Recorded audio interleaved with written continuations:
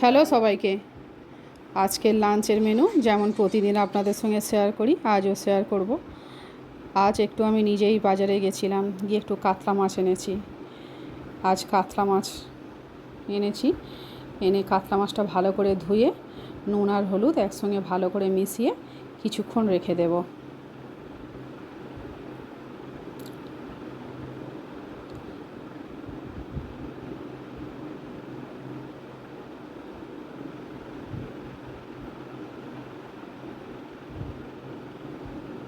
আর এনেছিলাম ফুলকপি। আজ কাতলা মাছ দিয়ে ফুলকপি আলুর তরকারি বানাবো। ফুলকপিটা ভালো করে ধুয়ে কড়াইতে একটু তেল দিয়ে অল্প একটু নুন দিয়ে একটু লাল করে ভেজে নেব। ফুলকপিটা যতক্ষণ ভাজা হতে থাকবে মিক্সিতে আমি কিছুটা আদা, জিরে আর ধনে একসঙ্গে পেস্ট করে রাখবো। তারপরে ফুলকপিটা তুলে নিয়ে আলু ও একটু অল্প নুন হলুদ দিয়ে ভেজে তুলে রেখেছি। তারপর কড়াইতে অল্প তেল দিয়ে বেশ কিছুটা তেল দিয়ে তাতে আমি মাছগুলো ভেজে নেব বলে মাছগুলো দিয়ে দিয়েছি। মাছগুলো ভাজাও হয়েও গেছে। এবার কড়াইতে যে তেলটুকু ছিল তাতে 5 ফোড়ন দিয়েছি। 5 ফোড়নটা একটু ভাজা ভাজা হয়ে যাওয়ার পর দিয়েছি কোচানো পেঁয়াজটা একটু লাল লাল হয়ে যাওয়ার পরে দিয়ে দিচ্ছি আদা, জিরে আর ধনে, যেটা আমি মিক্সিতে পেস্ট করে রেখেছিলাম সেইটা দিয়ে দিলাম কোচানো টমেটো। এবারে টমেটো সাথে সব মশলা খুব ভালো করে কষিয়ে নেব। দিয়ে নেব নুন হলুদ।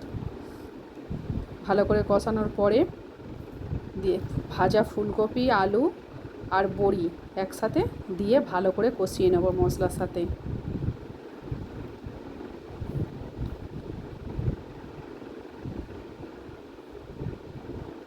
কষানো হয়ে গেছে মশলার সাথে ফুলকপি আলু।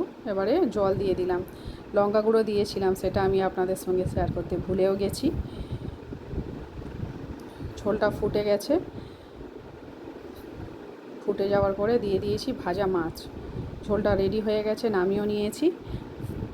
আর ফ্রিজ খুলে দেখলাম কয়েকটা পটল ছিল, তাহলে পটল দিয়ে আজ একটু দই পটল বানাবো। তাই পটলগুলো ভালো করে কেটে নুন মিশিয়ে রেখেছিলাম আর লাল লাল করে ভেজে তুলে নিয়েছিলাম। কড়াইতে যে তেলটা ছিল একটু কালো হয়ে গেছে, পটল ভাজার তেল, তাতে 2-1টা গরম মশলা আর তেজপাতা দিয়ে ভালো করে ভাজা হয়ে যাওয়ার পরে দিয়ে দিয়েছিলাম গ্রেট করে রাখা পেঁয়াজটা একটু ভাজা ভাজা হয়ে যাওয়ার পরে দিয়ে দিয়েছিলাম আদা রসুনের পেস্ট। তারপরে দিয়ে দিয়েছিলাম কাঁচা লঙ্কা, চেরা কাঁচা লঙ্কা। সব একসাথে ভালো করে কষানোর পরে দিয়ে দিলাম আগে থেকে চিনি দিয়ে একটু ফেটিয়ে রেখেছিলাম টক দই। সেই টক দইটা দিয়ে দিলাম। এবারে আদা রসুন কাঁচা লঙ্কা টক দই সব মশলা একসাথে ভালো করে কষিয়ে নিলাম আর দিয়ে দিলাম স্বাদ মতো নুন। মশলাটা প্রায় কষানো হয়েও এসছে,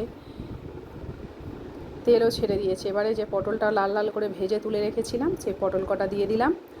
দিয়ে পটলটা ভালো করে মশলার সাথে কষিয়ে নেব। দই পটলটা রেডি হয়ে গেছে। পটলটা ভালো মতো সিদ্ধও হয়ে গেছে। এবারে এটা নামিয়ে নেব। এটা রেডি হয়ে গেছে, একদম রেডি। নামিয়েও নিয়েছি। আর ছিল একটা মাত্র চিচিঙে, সেটা আমি সরু সরু করে আলুর সাথে কেটে রেখেছিলাম। কড়াইতে তেল দিয়ে তাতে শুকনো লঙ্কা কালো জিরে ফোড়ন দিয়ে দিয়েছিলাম কোচানো পেঁয়াজ। আর যে চিচিঙে আর আলু আমি সরু সরু করে কেটে রেখেছিলাম, পেঁয়াজটা ভাজা ভাজা হয়ে যাওয়ার পরে দিয়ে দিয়েছি চিচিঙে আর আলুটা। এবার এটা নুন হলুদ দিয়ে ভালো করে ভাজা ভাজা করে নিয়েছিলাম।